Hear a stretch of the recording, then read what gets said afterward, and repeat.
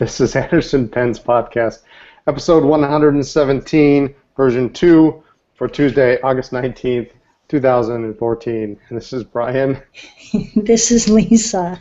This is the Anderson Pens Radio Network. We're both still Andersons, right? I hope so. Oh, my Lord. Oh, my heavens. So, I don't know if it's your mic or my computer.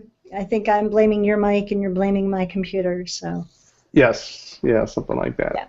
So, anyway, we're going to have some fun. We're just going to put it all behind us. It was kind of a gray, crappy day the last couple days, so I think it all is just karmic somehow. All right. So, let's see. Steph needs to just refresh there. Anyway, we've got some fun things to talk about. In fact, some of this, let's just dedicate it to Dave. He seemed excited about some of it. Okay. All right, is Dave in the chat? Maybe Dave's in the chat. No, Dave's not in the chat. No, Dave should be, He should be home with the family. home with the family. Okay. Yeah. So we are going to talk about pen hunting in the wild, which, as you know, we do on a sadly often basis. Not as often as we used to.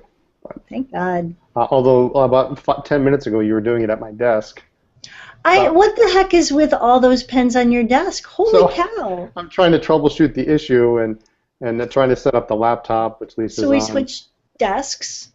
And she's like, well, what's this? Oh, what's this? There's a Pelican here? Where's that Pelican from? Where's the Pelican from? I don't know. That's a fine nib. That's mine. You don't want this pen. Oh, I do. It's pretty and it's got a fine nib. And it leaks. Oh yeah, I don't want that. He's got a Levenger TrueWriter in the metal body that looks, I think, fairly close to his Montegrappa. So I just thought maybe he wouldn't notice if I swapped them. Oh yeah, I'd never noticed that. Yeah. There's a blue Pelican. You've got a Mont Blanc. Actually, you know what? You know what the funny thing is this Pelican? Is this the Pelican you were looking at here? The green striped barrel? No, the blue. The green striped barrel used to be mine. I did. Okay, I was gonna say yeah, it used to be good. No, yeah, the blue one. No, that was my Father's Day pen from last year. I bought it. I got it. I traded a pen for it at the Boston show. You traded a pen for an Omas. I also traded a Pelican M320 Ruby Red for this. All right. What else was on? There were all sorts of cool things on your desk. No wonder you don't get any work done. In a good way. I mean, you get distracted by all your pens. You're always saying, I have too many pens on my desk, and it's because you're playing with them. Well, do you want to know what's on my desk? No, I'm totally shopping your desk. I've got old style Namiki Vanishing Point. I saw that. It needs to be fixed. I'm working on that one. Okay. I've got a Schaefer Crest Touchdown. I hate laptops. Super nice pen. I got a couple Pelicans. I got some Parker 21s, some Parker 61s. You got a lot of nice stuff on there. I may have to shop your desk. I got a Delta Journal. This is the prototype, the steel nib prototype. Yeah, I got a Mont Blanc here. I like the Mont Blanc. This is the broad nib. You see, you didn't want this one. You actually have the nice one. This is 18 karat broad nib, piston filler. This is a 121. It's cool. It's a slim version. I think they maybe even call these the student pens, but this is a piston. It's got the ink window. All right. Anyway, we are going to talk about what to bring with you when you go pen hunting in the wild. Okay. All right. Good. Well, did you take my flashlight? All right. So here's confession time because Brian's going to rag on me anyway. I have this thing for flashlights. So shoot me. I like flashlights. I think they're fun. They click. They're like instant gratification. They're bright. They help you see. They can save your life. If you're clumsy like me, they can save your life. They could. You can flag down a cop if you're stranded on the side of the road, or I don't know. I like flashlights, and I'm not ashamed to say it. So you need a flashlight, and why do you need a flashlight? Because antique malls and antique stores are often dark, and when you're finding pens in dusty drawers and bins, chances are they're dirty, and you want to be able to have adequate lighting so that you can see and look for cracks, look for imperfections, look for imprints. You know, there are a number of knockoffs out there, and you want to make sure that you can read the imprint, that you can see the nib, check for tine alignment and tipping and all that good stuff. Wow. Okay. So a flashlight is important. So does that include, what about loops? Does it include if you have a lighted loop, does that take the place? If you have a lighted loop, that is a beautiful thing. And somewhere around here I have a lighted loop. So not everyone has a loop that is lighted, so definitely bring the loop for all those same reasons. You want to be able to check the cap for cap cracks, for lip cracks. You want to check the tines. You just want to really check things over pretty closely, and so a loop is a big, huge help. And if it's lighted, that's a twofer. Well, because what happens? What happens when you're out? You get excited. Yeah, down here. You get excited. You found this pen that you want for your collection, and you're ready to you know, the price seems right and you're ready to jump on it. But here it is. It's, you know, it's got a hairline crack through the barrel threads or something like that. So. Mm-hmm. Or what is it? The 61s are notorious. 61s or the 21s? Well, 61's notorious for not having the arrow on the hood. 21's crack. Yep. I personally make a point to try not to buy 21s, even though I just told you I have 3 on my desk. I know. Yeah, so every pen's got its pitfalls, right? So if you know those in advance, you know what to look for when you are pen hunting. What else do we need? You need a piece of paper and a pen or pencil, so that you can write down. If you are in an antique mall, you can write down the booth number, because chances are you're going to continue looking, and then you're going to forget what booth you wanted to go back to. So you want to write that down. Mm-hmm. Now there's one exception to that, and that is if there are vintage Esterbrook desk sets and old ladies involved, in which case you just run them over. Run them over. No. That's what Brian does. In the event that there is something exceptional, then you just go straight to the desk. You just go straight to the thing and you get it. You know, I mean, because you never know. You may think you're the only nut that's at the antique mall, but you don't know if there. I've been places where we've been checking out, and then all of a sudden in front of us. I remember this happened once at the Oshkosh Mall. We were looking at a nice Parker set, and we were kind of thinking about it. We're walking around, and then we grabbed a couple things, and we went up to the counter, and sure enough, the guy in front of us bought that set. Just bought it, yep. That guy in front of us. Was some guy. So, I know. Yeah, you if were it's going to something you can't elbow live him, and I without. was going to grab it and distract him, but it didn't work. I think it was a Parker 45 set or something. It was, it was a nice set, but so, if it's something you can't live without, go right away. Yeah. And if you're working in a team, leave one person at the, leave your spouse at the... To guard it. To guard it. It's like a big parking spot. You got to grab it.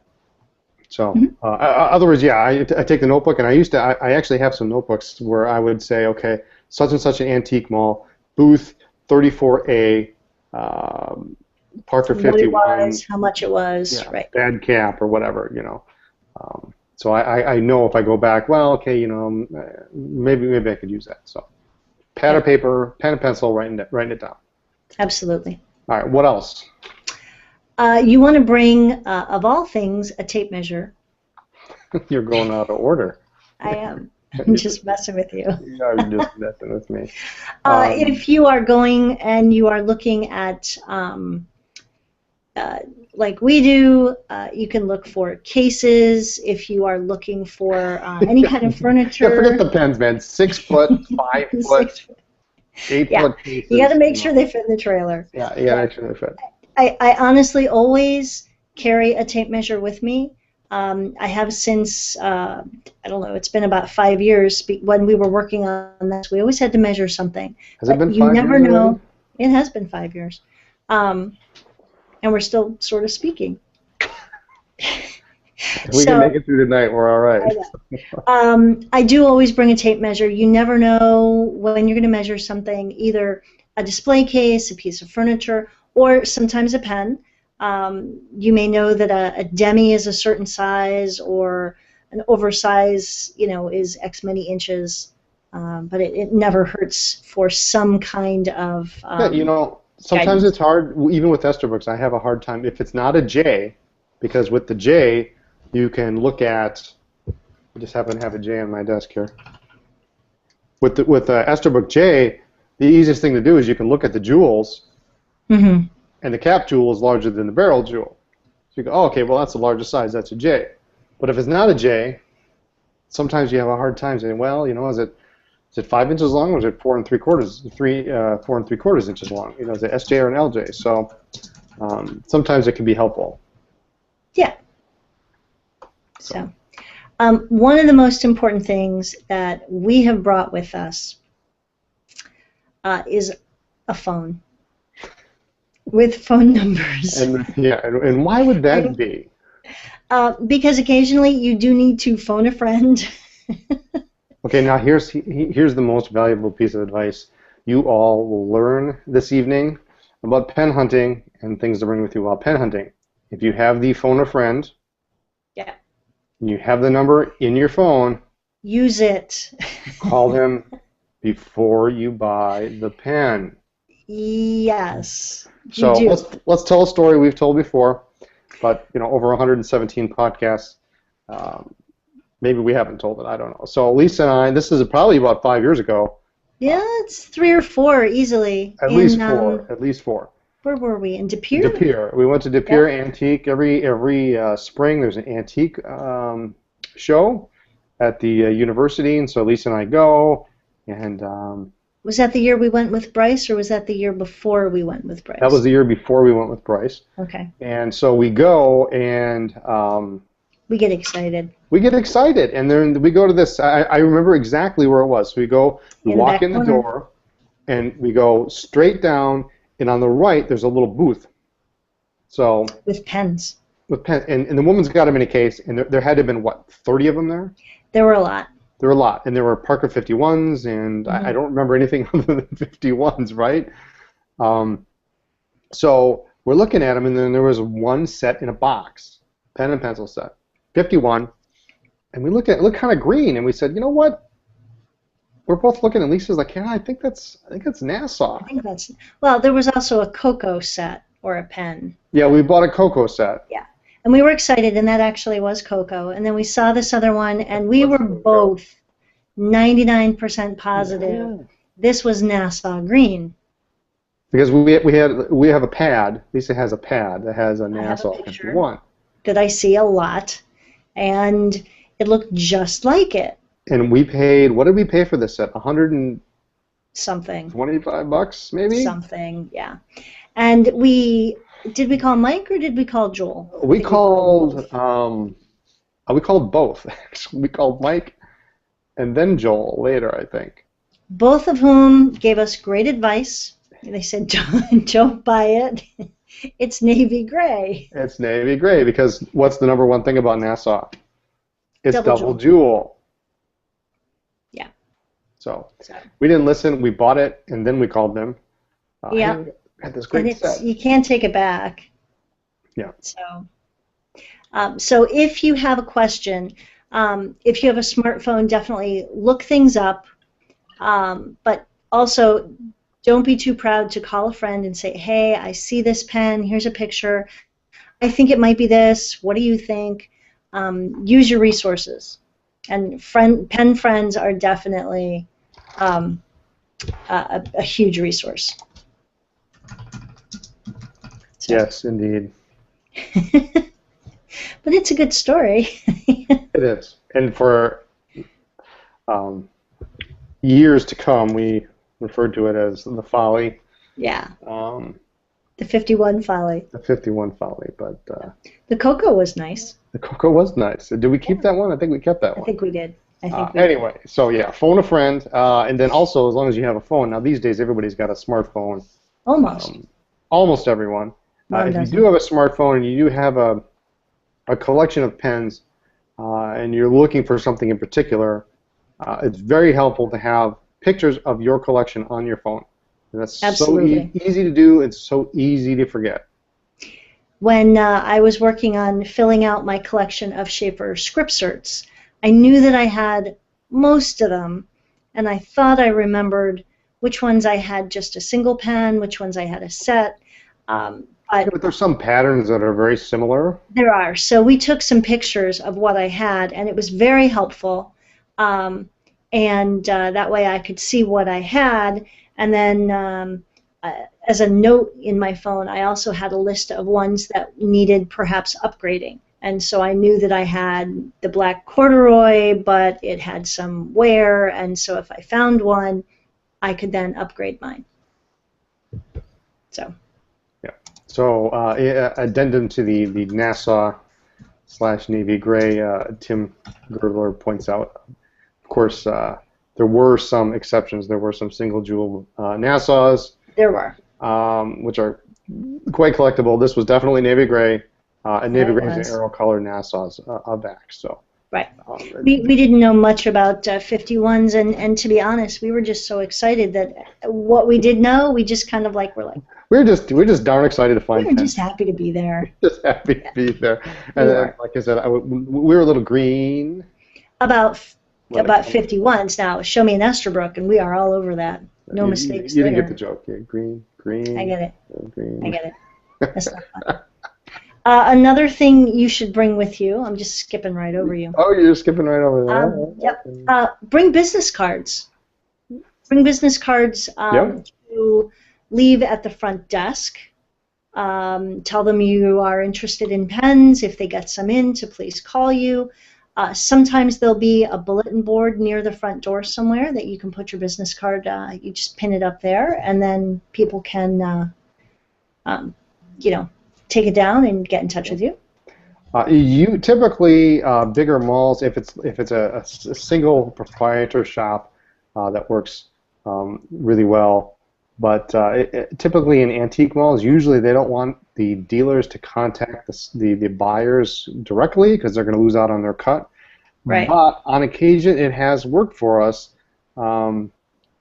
We went twice down to one antique mall, and after having left our business card and bought, the first time we bought 50, 60 pens that first time. We did. It was awesome. Then the second time we came back, second time was not so good a deal, but we bought some more pens the second time from them. But you never know. So I mean, and at this time we went. We actually literally, they had a little seating area. We sat down. We inspected all the pens. We came early, inspected the pens, and actually wrote them down in our notebook, our little pad of paper. And then when the dealer came in, then we just made a deal, and he rang it up through the store. So that worked out. Mm-hmm. So business cards, absolutely. Sometimes we forget those, or we leave them in the car. Usually I put them in my purse, but I don't always bring my purse. So something else that you should bring, and this is important. This day and age, very few people actually carry much cash anymore, and I only write like 1 or 2 checks a month, so I don't even carry a checkbook with me 90% of the time. Bring cash and or a checkbook, because often you can, some antique malls or antique stores will give you a discount if you pay with cash or a check. Yep, it's usually the general rule of thumb is if it's over $25, you can get 10% off. So that really adds up when you're talking. It is usually per item. So if you have a bunch of $10 pens, it's not going to work. But if you have a bunch of $25, $50 pens, you can save $255 a pen. So that's something that usually you get there and you're like, oh yeah, of course. I mean, I've gone to places and I've bought hundreds of dollars of pens before, and that 10% really, it's nice. It adds up. So. Yeah, absolutely, absolutely. What else? You skipped. Now we're all the way down to the bottom of the list now. Yep. If you know that the mall or the store that you has pens, and you're pretty sure that you're going to come home with some, bring a Slaughter box or some kind of pen case, bubble wrap, some kind of box to put it in. You may get super, super lucky and find an amazing vintage pen, and you don't want that thing rattling around in your pen cup, in your cup holder on the way home. Yeah, usually a lot of times they either do one of two things. They either throw them into a brown plastic bag or brown paper bag, which I hate. I can't stand that. They're just like, oh, okay, thanks. Thanks for your business. Or crunch.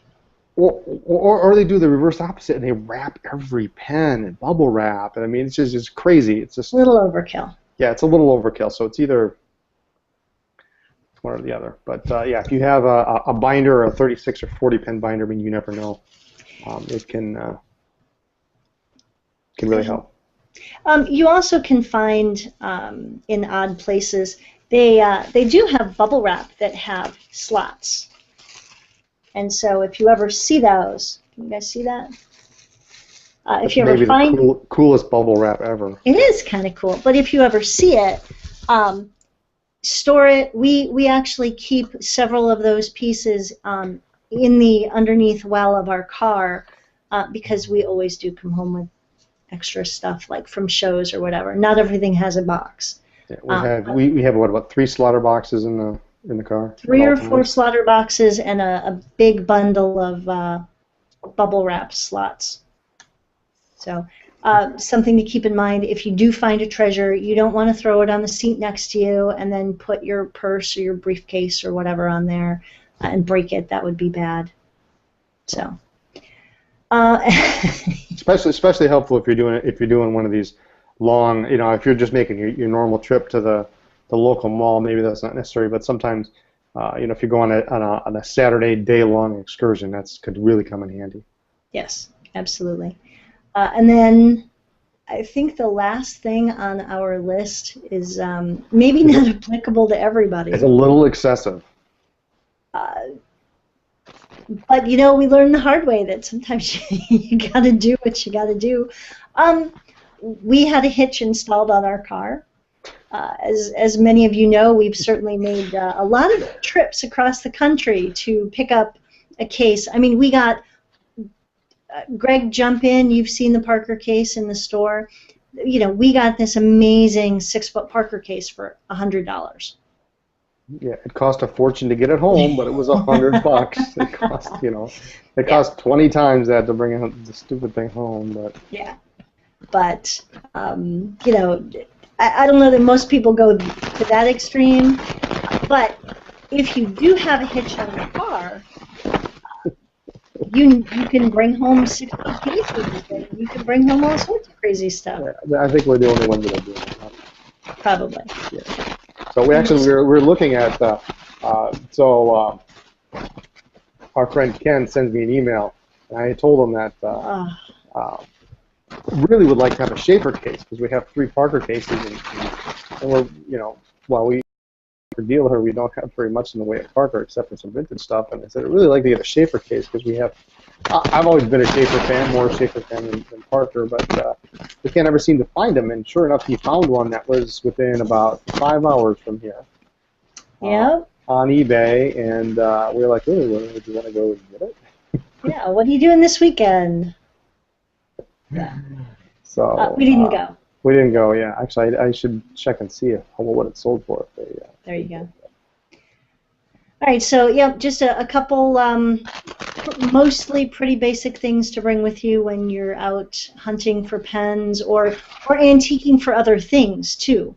I mean, most of these are applicable for going to look for Fiesta ware or I don't know, China bells or whatever other people look for. People collect Fiesta ware. Some people do. I thought it was just made for antique mall. No, those little corn things are made for antique malls. All that stuff, those corn little plates and cups and stuff. So anyway. All right. Okay. So yeah, and chances are you'll probably forget almost all of those except for your phone because. Well, if actually your phone, most phones even have a light on them, not necessarily a magnet. Oh, that's true. There we go. Yeah. There you go. So there's a 3 for 1. There we go. Anyway, what else are we gonna do?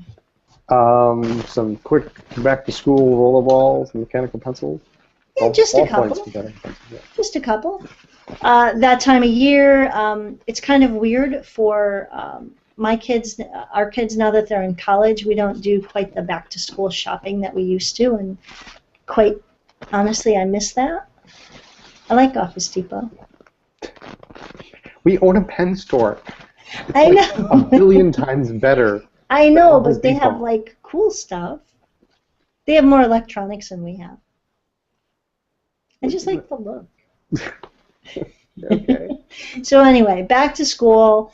Everybody out there has got a back to school, pens and paper and et cetera post. So we'll keep it brief. We won't drag on about it. But there are some really cool, very inexpensive pens out there that are some of them are new, some of them are pretty, some are cool. And Brian's going to talk about all the ballpoints and roller balls. No, I'm not. You have some. They're actually either. I have a couple. You have a couple, yeah. So this week I put up a post about the Faber-Castell grip, which we really like. 2011, which is really cool. Here you go, Wayne. You didn't miss anything. They're very colorful. They come with ballpoints. They come with mechanical pencils. Nice thing about the mechanical pencils, they're retractable. So you or your kids don't have to worry about breaking the tip. I always like those. Ballpoints are just, there's not much to say about the ballpoints. They're there. They have these little rubber grip dimples on them. So they're kind of nice. Nice clips. Now, Dave and Brian were laughing at me, which is a common occurrence.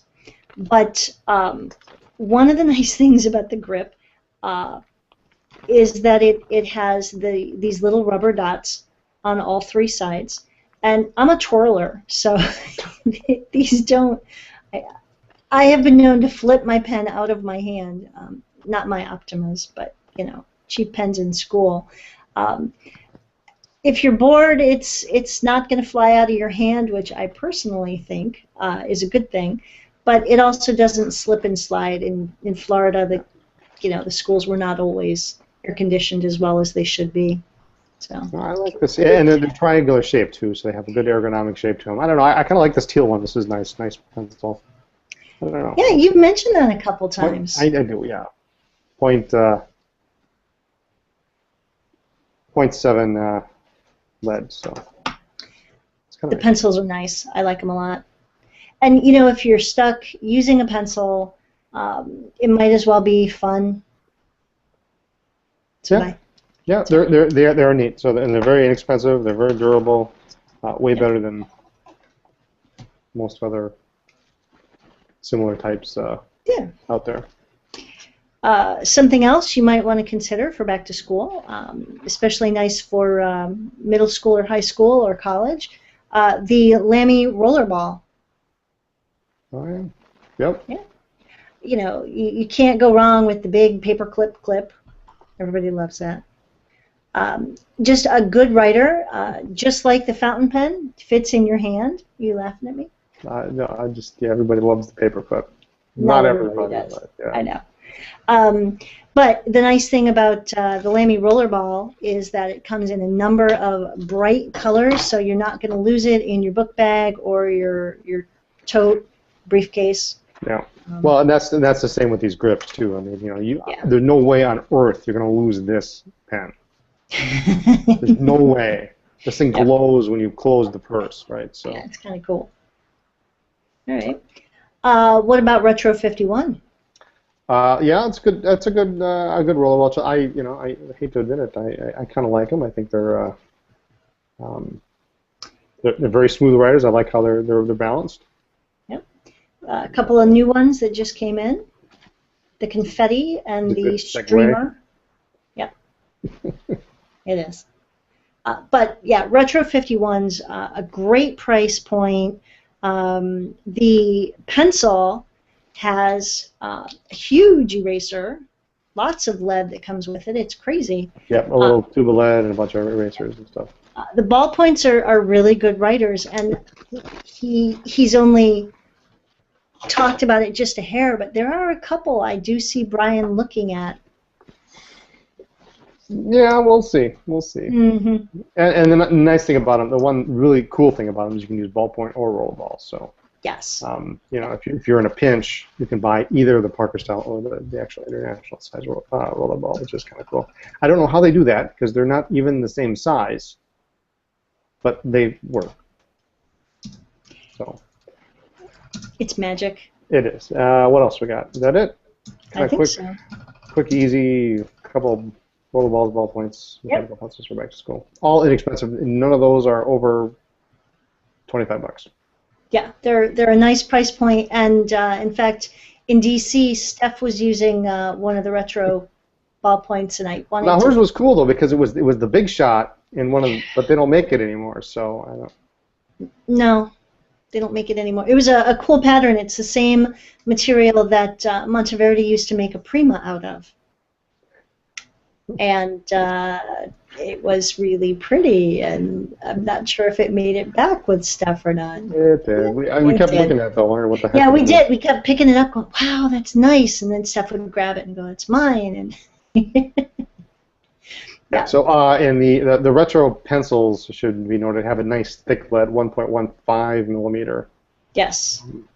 Which is the biggest, the thickest lead I think of any pencil that we have. I don't know of any.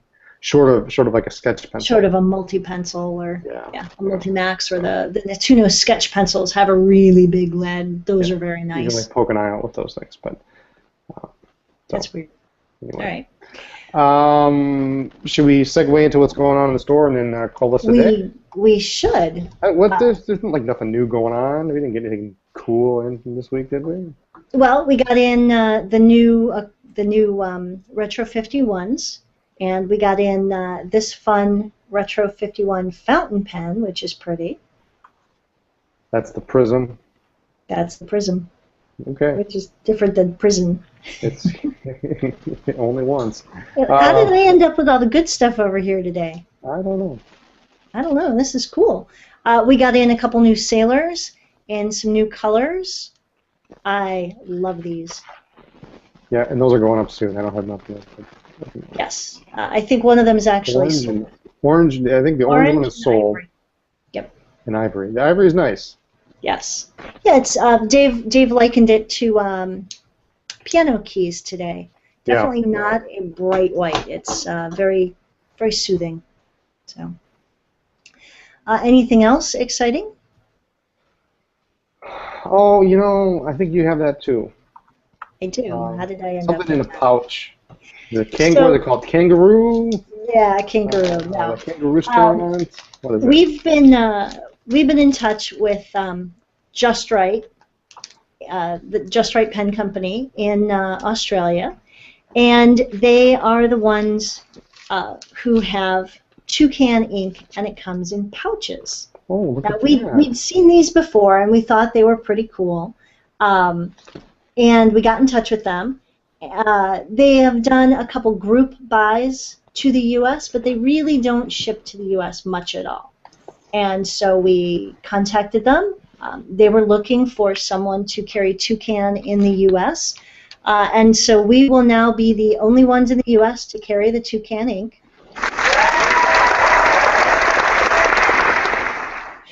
You scare me when you do that. Retro. It's cool. Yeah. Yeah. So let's see. I've got. I'll hold up the Primrose. That's kind of light. And they come in Ziploc baggies, which is great. But they're food grade little pouches. They are 60 milliliters. which is more than some of the bottles of ink out there have. A lot, yeah, more than a lot, yeah. They go ahead. They don't weigh as much. You don't have to worry about glass in the bottle breaking. And we will have some bottles that will be available next week that you can buy to decant the ink into. I won't do it here, but you just unscrew the top, and then it is resealable. Yeah, and the catch on these, and we noticed online there were some people who are having problems. They're not designed to screw all the way down. Correct. There's a certain point where you screw, and that's it. You don't. In this case, over tightening is not good. So. Correct. But no, they're fun. The colors. Dave and I did the swatches. I think it was yesterday. It does look like a little mini IV bag, and so Aziza, when you see this, not only can you drink it, but you can now just inject it directly into a vein. You put it right in there. There you go. But no, the colors are beautiful. Dave and I were talking about them. And here's the best part. They are designed to be mixed. Yes. You can dilute them with distilled water, or you can mix them. With each other. Don't have to worry about any bad effects going, but they're designed to be mixed. They can make any infinite number of colors from the 15 that they currently have. Yes, so it's really a very interesting system. In fact, we will have in the library a list of recipes using Toucan ink, so that if you want a certain color, here's how you achieve it, which is kind of cool. Awesome. But they've been amazing to work with. We're very excited to be partnering with them, and they're just really fun. So. Yeah, we've just got all these little IV bags of ink, but the red and the scarlet, they do kind of look like IV bags. So we were kind of joking around about that. Yeah, so they're very cool. So we're excited about that. Those are available. We are not going to be bringing those to shows, however. No, we will not. Just because of they're difficult. They'd be difficult to display. Right. So we will deliver an order to a show. Sure. Yeah. But yeah, we're not going to bring them. They require too much. I don't want to say care, but special boxes or whatever. They don't stack as neatly as boxes of other inks. So. But they're very cool and really pretty colors. A couple of them are talking to me. Okay. Very good. Mm-hmm. Yep. Do you have any shout-outs this week? I do. We had some company in the past week or two, and that was kind of fun. So we got to see Jim. Came out from, actually he's from Denver.